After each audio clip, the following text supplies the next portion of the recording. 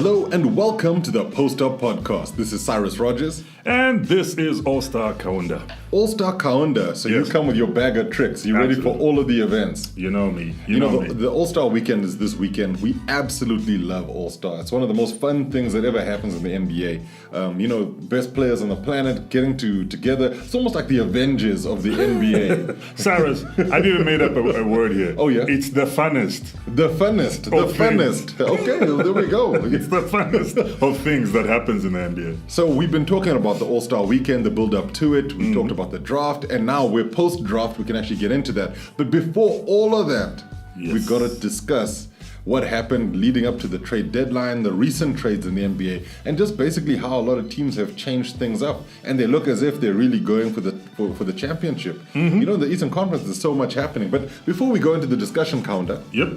let's look at the moves we want to highlight. Yes, sir. Yes, sir. Okay, so I think let's start with, we'll list them, not necessarily in any order, but Harrison Barnes moving to the Sacramento Kings, that was a fairly big move. That's a great move, Cyrus. I think Harrison Barnes is a role player, right? Yeah. And I think what he did with the Warriors was nice, and I think his time came to an end. And then he went to a Mavs team that I think he was not. I wouldn't use the word outsider, but he was. It didn't quite fit in? Yeah, it didn't quite fit in. He was like he was lingering, and you were thinking maybe it's a change of pace, maybe it's the change of home, System, whatever. I don't know. He was still on the West, That's but true. change of system. He just felt like he was a bit out of place. Well, we'll get back to him because I Yeah. think let's just go through the listing of the players that we want to talk about. Markelle Fultz's move to the Orlando Magic, that was a big one. I think it's a good one though. Yeah, we'll discuss I agree. that. I agree. Marc Gasol going to the Toronto Raptors, and then going in the opposite direction was Jonas Valanciunas going to the Memphis Grizzlies. Ooh. Tobias Harris and Boban Marjanovic ending up at the Philadelphia 76ers. Another great move. Nikola Mirotic going to the Milwaukee Bucks. That's another spectacular move. But I think one of the big ones that really stood out for us was Kristaps Porzingis moving to the Dallas Mavericks, with Dennis Smith Jr. and DeAndre Jordan moving to the New York Knicks. Great I trade. think that was one of the biggest, if not the biggest for me. Yeah, I mean, and although we might not see Porzingis this season, in fact, the chances are we won't. It's going to change the landscape of what happens in Dallas. Yep. But the one trade that I also want to highlight in all of this, because we love talking about our African players, is Thon Maker's move to the Detroit Pistons. We'll get to that. I love seeing what's happening with Thon Maker, and I think that the Detroit Pistons are a good place for him. But let's go back to discussing these trades. So Harrison Barnes, you say that he seemed a little out of place in Dallas after his move from the Golden State Warriors, and I tend to agree with you because I think Barnes brought a little bit of the experience that the Mavericks were looking for. He's got the quality. He's a good player. He was here for the Africa game. You met him. I spent a little bit of time with him. But I think his move to the Sacramento Kings just seems to fit right. Yeah, it fits right. First of all, the Sacramento Kings, for a couple of years, one would ask, why am I going to watch a Kings game? Yeah. Now people want to watch a Kings game. Why? Yeah. Because for a while we didn't know what Vladdy was doing. And we thought maybe he was just running around, like a headless chicken, but he had a plan. And now we're seeing that plan come to fruition. I do feel this plan fell into his lap as opposed to this was what it was intended all the way through. Let's not jump to too many conclusions. I mean, I'm sure there was a time you were like, what they gave away Cousins for a song? Yeah. What's going on here? He's had great players, even like, Isaiah Thomas, the recent Isaiah Thomas is a former Kings player. He left, there were so many people that left the Kings and you were like, what is he trying to do? Is he just leaning into the lottery all the time? I guess in essence he got the picks that he needed. And then he got the picks that he needed because right now, I mean, he's got one of the best. We love this rookie. Sophomore. Sophomore now, De'Aaron Fox. And we also love Marvin Bagley III. Yeah. Come on. So he's had two great picks back to back. Yeah. He's added a Buddy Hield to that. And there was a time they had Shumpert, but he moved recently. I thought that was a great addition. But having Buddy Hield and De'Aaron Fox at the speed at which they've started playing, the pace has gone up, which is nice. And I think the likes of the Harrison Barnes can fit well in there because he's played at that pace with the Golden State Warriors. You know how they play. Yeah. I mean, once you unleash those dragons, you can't put them back in. You can't put them back in until they're done. And looking at, you mentioned pace because, guys like Willie Cauley-Stein, he's very quick for a big guy. Yep. Bogdan Bogdanovic has also got a lot of pace. And and a good shooting eye on him. Yep. And I think that Harrison Barnes is a good complement to all of those young players because he's got a calmness about him. I hope that he brings his A game to Sacramento and we see a team doing well in California that isn't the LA Lakers or the Clippers or the Warriors. You know, it would be nice to see somebody else doing that. So Markelle Fultz, one of these stories of the trade deadline, his move to the Orlando Magic. I mean, we can't even really talk about what the Philadelphia 76ers got in exchange with Jonathan Simmons and some draft picks, but it was more about clearing the decks. Look, Cyrus, let's look at this situation. Let's go a couple of years back, right? Yeah.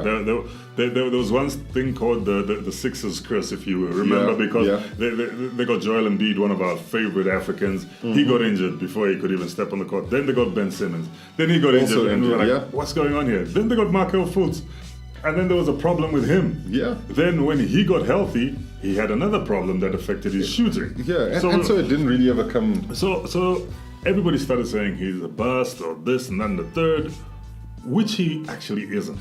And I think the atmosphere maybe at the Sixers, because of what the team is trying to do at the moment, he might have felt like a stranger, maybe a bit left out, and you know, Jimmy Butler comes into the fold now, and you know, they're really... There's a lot happening, A lot of things happening. I think this is a great move for Markelle Fultz because he goes to an Orlando Magic, which is not doing that well. The pressure's off. So the pressure's off. He can rehab himself to the Markelle Fultz, who was a number one draft pick, and I think he'll surprise us. Let's just look at one situation, Cyrus. And I know he did not move. But if we look at one youngster that you and I are really impressed with at the moment, D'Angelo Russell. Yeah. Remember what happened at the Lakers? We were all like, oh my word. Is this the guy that says the next Kobe? Remember there was so much pressure on the kid, and now look at what he's doing at the Brooklyn Nets. I think this is the potential for Markelle Fultz, an opportunity for him to do the same at the Magic. We might just be 2 seasons later and we'll be like, yo, Cyrus. The Sixers let this kid go. You know what I'm saying? And I think that's one of the things here. It's a win-win for both teams in a sense, because I think the Fultz situation in Philadelphia was getting out of hand. Yeah. I think that his head wasn't in the right place. He really needed to get out of there.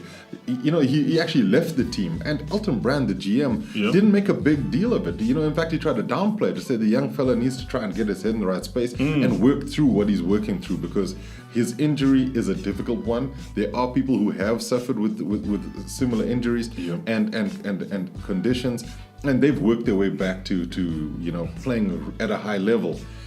Fultz at the Magic, there's no pressure there. He can be the player he wants to be. And I think that if he does come right physically, mentally, he could be the player that gets the Orlando Magic back on track. Because when you look at the other youngsters they've got there, you know, they've got Mo Bamba, one of our great African players again. Jonathan Isaac. You know, there's a lot of really nice young talent there. And the Magic have the ability to go forward if they maintain what they need to do with Markelle Fultz. So I think it's a good move for him.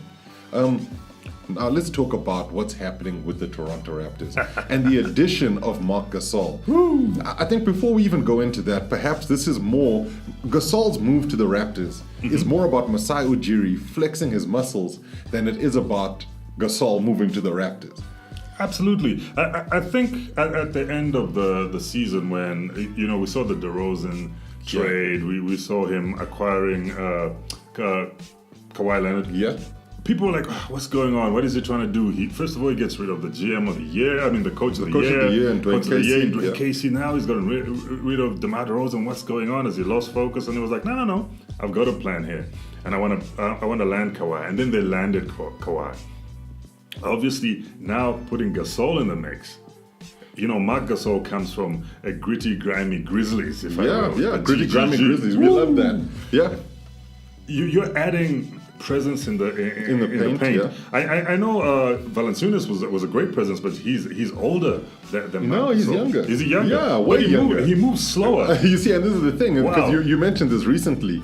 He is much younger. He's much younger, but he plays much older. but I think the thing with Valanciunas had been that it seemed as if he'd hit a ceiling, and the Raptors had drafted him quite high when they did bring him into the team. Because he's like a great 7th talent. pick or a 10th pick. But he's a great talent. He is a good talent, without question. I think he'd fit in well with the Memphis Grizzlies, who aren't necessarily a star-studded team. They like to get guys who work hard, and I think Jonas Valanciunas is that.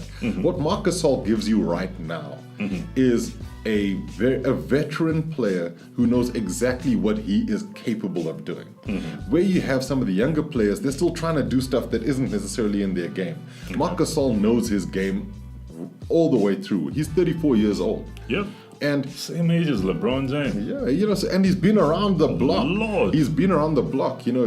So I think the thing is that, fine, let's go a little further back because we're talking about the Kawhi Leonard deal here. That bringing Kawhi in, and everybody looks at this as him being a bit of a rental. Yeah. And they don't necessarily have a piece to fill if he leaves. But if he sticks around, which could happen if the Raptors do well, then it will be about moves like the Marc Gasol move.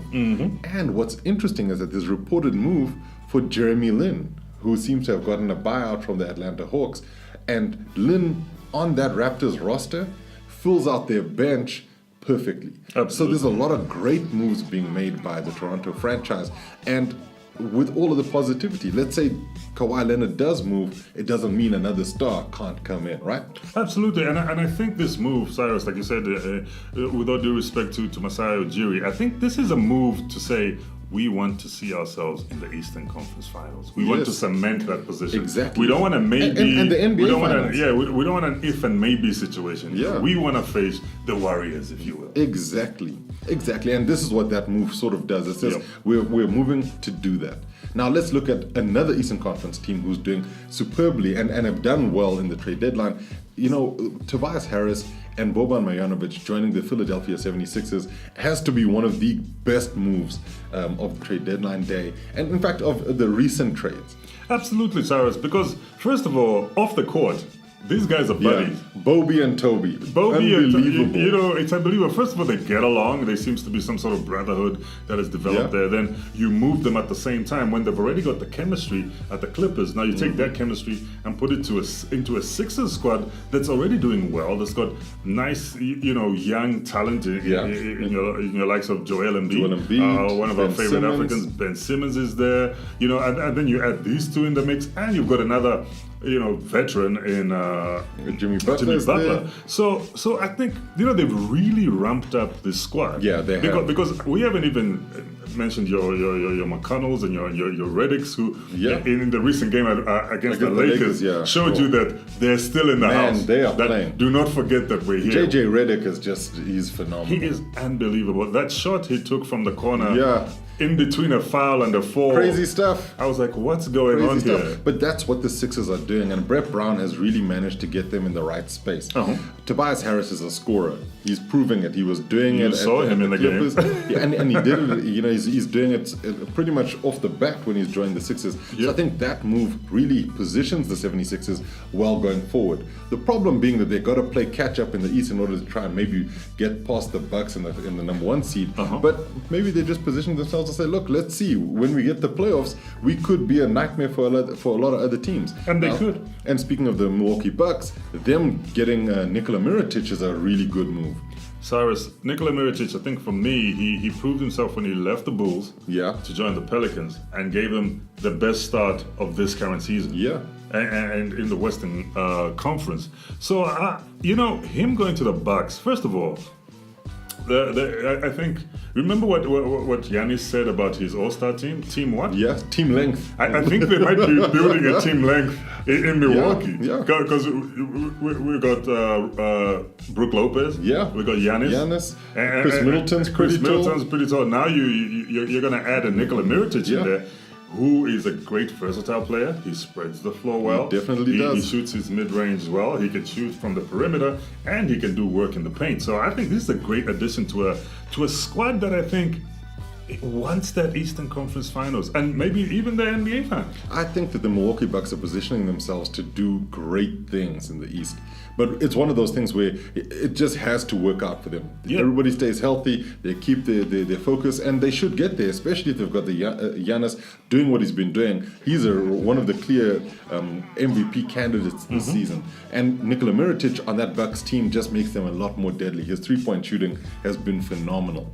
Now, let's try and wrap up the trade stories here. Yep. And we got to go to the Kristaps Porzingis deal, where he goes to the Mavericks and Dennis Smith Jr. and DeAndre Jordan end up at the Knicks. I mean, that was shocking. Look, Cyrus, I don't know why it was shocking to you. It was shocking. This is a franchise player. That's what Porzingis could be. He wanted out of New York. And I think this could be one of the best offers they could find at the time. No, it's a superb offer. Because I think he's sitting on the bench. He's got an injury. He feels he should come back to the floor earlier. They look like, they're leaning into the lottery. There's a lot of confusion, and he doesn't trust where the front office is trying to take this franchise. And you've got this disgruntled superstar.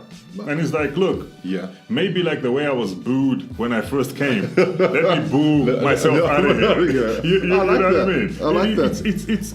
Cyrus, it's sort of like the AD trade. Yeah. AD wants out. Well, the attempted trade. The I want out. The AD trade me thing. Yeah. It's the same. It's Kristaps Porzingis saying, I'm not really happy here.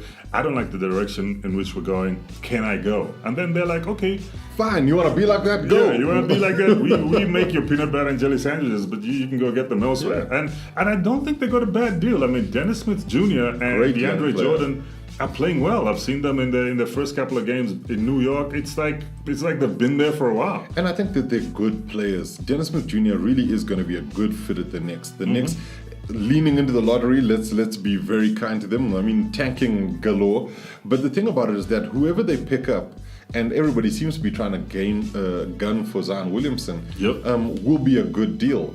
But the other thing about it is, they've got the space to get a couple of really big star players in at the Knicks. Everybody talking about Kevin Durant possibly moving there.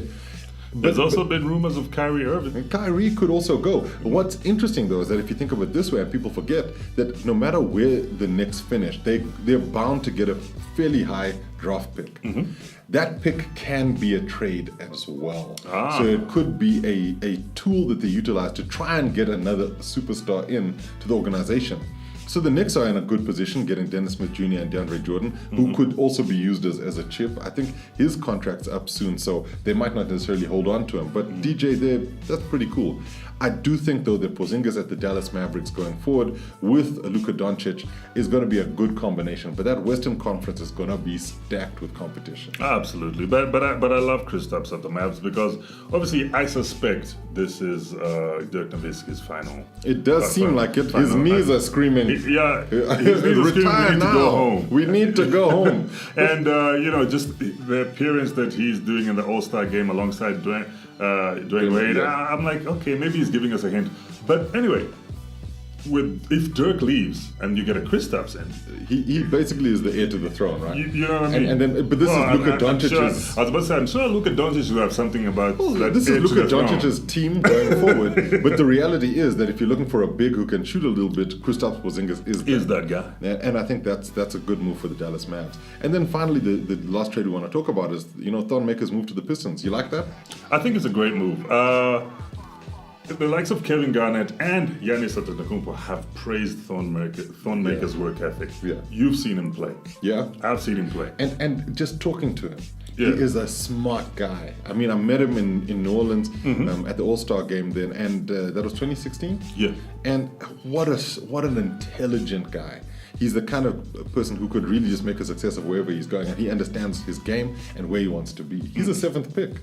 There you go. And Cyrus, I think him joining the Pistons, I mean, look, they got themselves a Blake Griffin. Yeah. They've got themselves an Andre Drummond, who was here for the 2017 Africa game, who was a great guy as well. I think he's one of the best bigs. Pretty underrated if you ask me, best bigs in the game. So he joins some good people there. I mean, I still think they could use a better point guard and shooting guard, but that's just my opinion. They'll get there. Enough respect to Reggie Jackson, but I think he could do more. Yeah. And they're stacking up their front court very well. I think they need to look at their back court a little bit as well. I mean, they did send Reggie Bullock to the Lakers, so I'm thinking, okay, now... They're making some moves. Wayne Ellington has joined them. as well. Yeah, but I think that Maker's move should make him. Yeah, I think it's like we said about Markelle Fultz, right?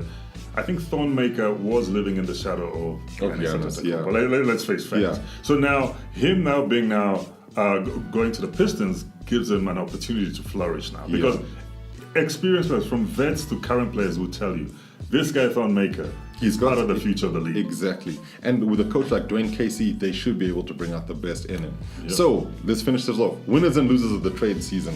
Can I take the losers? Okay. Because these are my boys. Yeah. The biggest losers were the Los Angeles Lakers. I'm in agreement with After you. all the noise they made about trying to get Anthony Davis and almost giving away the entire house and the picket fence and the dog and the hamster, they did not land Anthony Davis. They didn't. I think they deserve the biggest loser. And I think I agree with you there because it's the disruption in the team chemistry. Yep. All the young players are like, oh, you don't love us like that. There you go. You've got that. And then the fact that they didn't get the prize asset that they were going for. It was a shot they had to take, though. Absolutely. Totally understandable. You want to land an AD. Of Remember, course. Cyrus, you've given this guy a name. Yeah. He's the kingmaker. He is the kingmaker. Had the Lakers landed him, I know they would have had to do a lot of adjustments, but having Anthony Davis and LeBron James and the Tyson Chandler and the JaVale McGee on the same team. Yeah, I mean, look, you've got this defense, this offense from AD. He gives you absolutely everything. But when you don't get him and you've tried to absolutely, I think the only thing they didn't do is have Magic Johnson say, "I'll even be the Pelicans GM," or president, And I think that it's that kind of level of things where they seem to be giving up too much. Okay. I mean, and in retrospect, we'll probably look and say that the Pelicans should have actually accepted that trade. When you look at the likes of Kuzma, Ball, and Ingram being part of that, as well as draft picks and a couple of vets. But, they stood their ground, and this is the situation we find ourselves in. And the Lakers are now the losers, though it could be at the end of the season that they're the winners. So we'll see how it works out. I think the biggest winners, though, who do you have as a big winner in this? The biggest winners for me is the Philadelphia 76ers, especially looking at what they're trying to do and how exciting they've been. Cyrus, having a Ben Simmons and a Joel Embiid and a TJ McConnell and a JJ Redick there it reminds me of when Allen Iverson was a Sixer. Heyday Allen Iverson. So just the hype around the Sixers. hype around it, the Sixers. I'm sure even the attendance at the games has gone up, and they're just exciting to watch. Now getting a Tobias Harris and a Boban Marjanovic, oh my word. Great deal. I mean, that's just like adding another 1-2 punch when you got. So now they've added a 3-4 punch because they got the 1-2 in Embiid, Simmons, then they got the 3-4 in Boban and Tobias. And they've still got a 5 in Jimmy Butler and JJ Redick. They've got a lot of options. So they've actually put together a great team to contend for the East, which is fantastic. This season. Because a lot of their guys are open and available in free agency. Tobias Harris, Jimmy Butler, those guys are free agents in the summer, and so this is their shot. The Sixers have got to see what they can do. Absolutely. I think the thing for me, I might tend to agree with you on the Sixers being the biggest winners of the trade here because I love how Tobias Harris has just slotted in. But I'm going to say Marc Gasol because the Gasol trade to the Toronto Raptors shows how they're maneuvering. And if they do land Jeremy Lin, which seems likely, there's a lot of really good talent that's going to be on that Raptors roster as they charge towards trying to win the Eastern Conference and get to the NBA Finals. And I actually have a gut feeling, that that's what's going to happen. The Raptors are going to get to the NBA Finals. I do hope the Bucks do in terms of Giannis, but I think the Raptors will. So I was going to ask you, Sixers Raptors for the Eastern Conference Finals? Well, maybe, but I think it's more likely to be Bucks Raptors. Oh, right. Okay, so we talked about the All-Star weekend. We got to go into it. We've spoken about what's happening in the Rising Stars Challenge in previous podcasts. That's been fantastic. The one thing we didn't do before was talk about what's happening on All-Star Saturday night.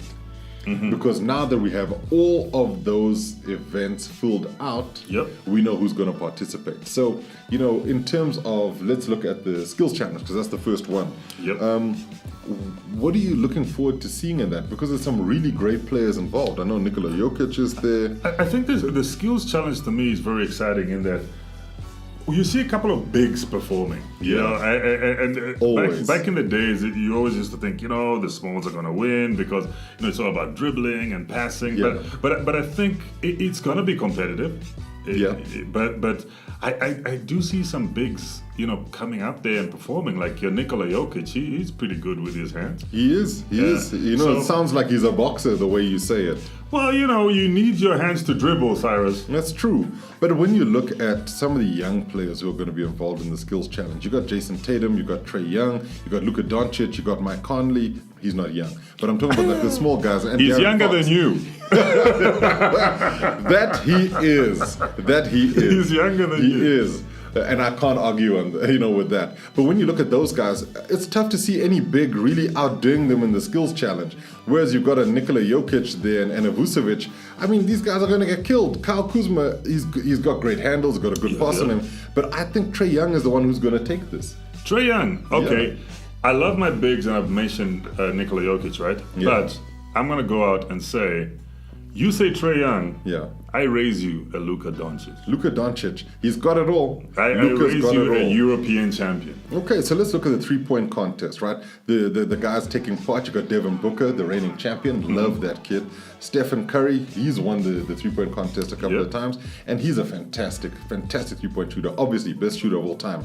Kemba Walker, Damian Lillard, Dirk Nowitzki, Buddy Hield, Seth Curry, Joe Harris, Chris Middleton, Danny Green. It's just straight shooters. Straight shooters. It's like pull out the guns. Yeah, I don't even know who I think is going to take this. I do think it's going to end up being like the final being the brothers showdown. Steph Curry versus Seth Curry. But I raise you one. Yeah. From behind the curtain, there shall emerge one Del Curry. And it's going to be a three-way battle here. A family affair. It would be amazing if they did that. I don't think it's going to happen, but it would be amazing. But of the guys that you think might take it, who do you think it'll be? Look, Devin Booker again? I think Devin Booker has a great chance of coming up in the final of the three-point contest, but when Steph Curry's in the house, Cyrus, I'm going to defend Steph Curry. It's tough to go against him, right? This young man can shoot. He can shoot the lights out. So I'm going with Steph. Okay, nice pick. Slam dunk contest. The candidates, in fact, the guys who are participating, Miles Bridges, Dennis Smith Jr., John Collins, Hamidou Diallo. It's great to have African participation in this because I think Diallo has got a great dunk on him. He's got hops, this kid. Yeah, he can jump. But he's 6'5". He's about 6'5". Yeah. But you see, it's all about creativity. You see, you can be a jumper, but it's all about creativity. I mean, look at how Aaron Gordon went 2 tries and lost to Zach LaVine. Why? Creativity. I know we still go back and forth about the one over the mascot and how he was robbed, but we'll talk about that in another podcast. But if I look at these 4 gentlemen, and because I've met this young man, and he was so disrespectful to me. I mean, he was not disrespectful, I take it back. He was respectful. He was respectful. I was going to say, how are you going to say disrespectful? He was respectful. He was respectful. He was respectful. One of the most amazing young fellas I've met. John Collins. We spent time building houses for the underprivileged in the south of Johannesburg when he was here for the Africa Games. Such a great guy. Amazing young man. I've seen him dunk. I've seen him block. I've seen him spin. I'm going John Collins. You think John Collins? I think it's Dennis Smith Jr. He's got the explosiveness. He's got the hops. At 6'3", you've said it before. The shorter guys can sometimes make the dunk contest seem so good because they look like they're doing more. Exactly. Because they're starting from a lower base, but I've seen how creative John Collins can be, and I think it's about time. Who's in ATL right now? Don't we have one of the slam dunk winners in ATL right now in Vince Carter?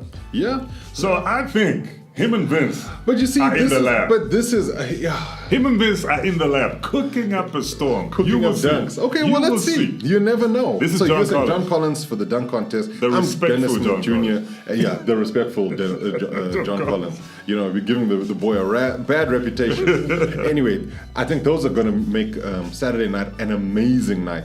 Let's go into the All-Star game just to end things off because the rosters were completed with the draft and we've got some great teams here. So let's go through Team LeBron. You give us the players. I'm Team LeBron. So our starters obviously on Team LeBron. LeBron James as the floor general. Kevin Durant. Kyrie Irving, Kawhi Leonard, and James Harden. Cyrus, first of all, look at our front court. LeBron James, Kevin Durant. You're saying our, so you're clearly Team LeBron. All day. I've got the jerseys too. All day. He's Team LeBron. LeBron, look at this front court. We got 2 of the best 3 guards in the game. We got LeBron James and Kevin Durant. Yeah. And when it comes to we got 3. Kawhi Leonard. Yeah. 3. So we can play Kevin Durant at center, LeBron James at 4. We'll play Kawhi Leonard at 3. Then we'll play James Harden in his traditional shooting guard position. We've got Kyrie Irving. I mean, I cannot knock that. I cannot knock that. But as Team Giannis, you've got Giannis Antetokounmpo, Stephen Curry, Joel Embiid, Paul George, and Kemba Walker. This is a solid starting five. Solid starting five, because you've pretty much got one of the most incredible point guards in the world. Yes. In Stephen Curry. The only problem being that you got Kemba Walker, who plays as a PG as well. So maybe you move Steph to shooting guard. Absolutely. And you just say, okay, fine, play off the picks. And I mean, look at the guys that Giannis has there. His center is Joel Embiid. Joel Embiid is gonna eat Kevin Durant for breakfast if Kevin Durant comes at center. I mean, we know this, right? JoJo is gonna have him. And he always looks hungry. JoJo is gonna have him. He always looks hungry for a battle. Exactly. You know, it's like, who you got for me this week? And then you've got LeBron James going up against Giannis. You know, I think that's gonna be the battle. Nice matchup. That's so beautiful I mean, matchup. even if you decide to put Giannis as your power forward, and you got him against maybe that's where LeBron James sees himself, you know, at power forward. You've still got to have Paul George playing small forward, and he's up against Kawhi Leonard. That's a great matchup. And Cyrus, Paul George is on fire. Has been playing. On fire. They need to call the fire department. That guy is ridiculous. Ooh. So if they come with fire extinguishers, maybe they can stop Paul George. But if you got the claw on him, you never know. So that's a great matchup. But I think that it's just going to be a great All-Star. Let's go through the reserves. But before you get comfortable, let me give you my reserves. Yeah. My reserves. Okay. My reserve. Come on, Ron. Go for it. Anthony Davis. Yeah. One of the best forward players. No need to give any accolades. Go through these guys. Klay Thompson, the other Splash brother. Damian Lillard. What time is it? Ben Simmons, one of the best drafts ever. LaMarcus Aldridge. A big center, Karl Anthony Towns, Bradley Beal. You're choking on the haterade, are you? Choking all on that full glass of it. No, like on a serious note, I might crack jokes about Karl Anthony Towns, but he does play well in the paint. He does. And he's the new leader of the Minnesota Timberwolves. So, you know, with all due respect. And he wasn't bad in High Flying Bird, the movie, either. We'll give you your props there. Bradley Beal, and then we got Dwayne Wade for that grandpa juice. You don't want to mess with us. I mean, your grandpa juice probably is better than my grandpa juice. I'll definitely go there, because Dirk Nowitzki looks like if he was a horse, he'd be really worried about the owners are looking at. They're like, why are you walking here with that glue shotgun? Factory. You know? Why you got glue factory pamphlets? It's not okay. Let's not make jokes about horses being put down and stuff. It's a bit disgusting. All right. But Dirk Nowitzki really has seen better days. Yeah. Right. And, well, his knees definitely have. But if you look at the reserves for Team Giannis, Chris Middleton, Giannis' teammate. He loves that guy. Nikola Jokic, one of the best centers in the league. Russell Westbrook. Mr. Triple. I mean, okay, fine. I'm going to... Russell Westbrook, that's all I'm saying. Blake Griffin, D'Angelo Russell, Nikola Vucevic, Kyle Lowry, and then obviously the old Dirk. And Cyrus, we got to give a big shout out to one of our African guys that can't make it due to injury. Yes. Victor Oladipo. He's an all-star, but the injury, he had to defer to D'Angelo Russell. But, you know, both great players. Exactly. I would have loved seeing Vic O there. We actually miss seeing him playing. He's just so incredible. But D'Angelo Russell deserves this. He deserves this shot. He's playing well. So, if I ask you the question, and it might be a stupid question because I think I know how you're going to answer this. Who you got to win the All-Star game this weekend? It's Team LeBron all day. You know, they won last time. They're going to win again. Because we've just got so much firepower over you. But I'm not saying it's going to be an easy win. Because if you look at the composition of both squads, there's going to be, if I'm to quote Michael Jackson, blood on the dance floor. Here. Blood on the dance floor. Blood on the dance floor. Okay, well, look, I think that there might be some crimson on the dance floor. But I think Team Giannis have got a great shot at winning this. And if they get their rotations right, because I think this is where you start looking at how they utilize the players. And if you can get Russell Westbrook and Joel Embiid to be on the same page, in the same team, at the same time, it's a great combination. Because you got Embiid, you got Westbrook, you got Antetokounmpo, you got Stephen Curry and Paul George. That's a whole bunch of scoring. What Team Giannis also has is a whole bunch of defense, and they'll be able to lock down guys. And now that you brought up defense, Cyrus, I like the fact that the past couple of All-Stars, it's gotten more competitive. Yeah, the last one was very competitive. It was becoming a little bit of a laissez-faire thing where you're like, okay, we're going to watch people take a whole bunch of shots and do some impressive dunks. But now, guys are defending. You saw the last play in the last All-Star where Durant and James went up to block Steph. And they got him. and he had to pass to the Stakes was high. Stakes is still high. Stakes is still high. So I think it's going to be a good game this weekend. We're really looking forward to seeing it. It's going to be on Monday morning Central African time. I think it starts at 3 a.m. And ends at about 6. I believe all the games are live on Kwesa Sports for those who are watching on the African continent. Kwesa Free Sports. So make sure you tune in. We're going to be watching the All-Star Weekend. But Cyrus, before we go, because you sound like a man who's about to sign off. I'm about to sign off. Who's your MVP? Of the All-Star game? Yes. Come on. Giannis Antetokounmpo, who will also be the All-Star extraordinaire. He's going to be doing some crazy stuff in Charlotte, and then he's going to be the MVP of the regular season, because why not?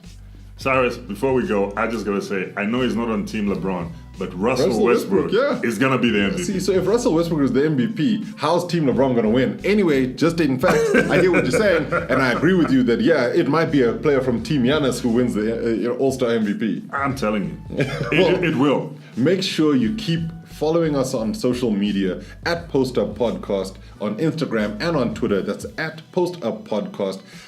Drop us a line. We know you're listening, and we'll be back after the All-Star weekend is done. You'll get to see who got the most props. I mean, I know this guy is hoping that Team LeBron doesn't let him down, but it could be that year. It could be that year. Now it's still Team LeBron. We'll see you next week. Okay. See you next week. Bye.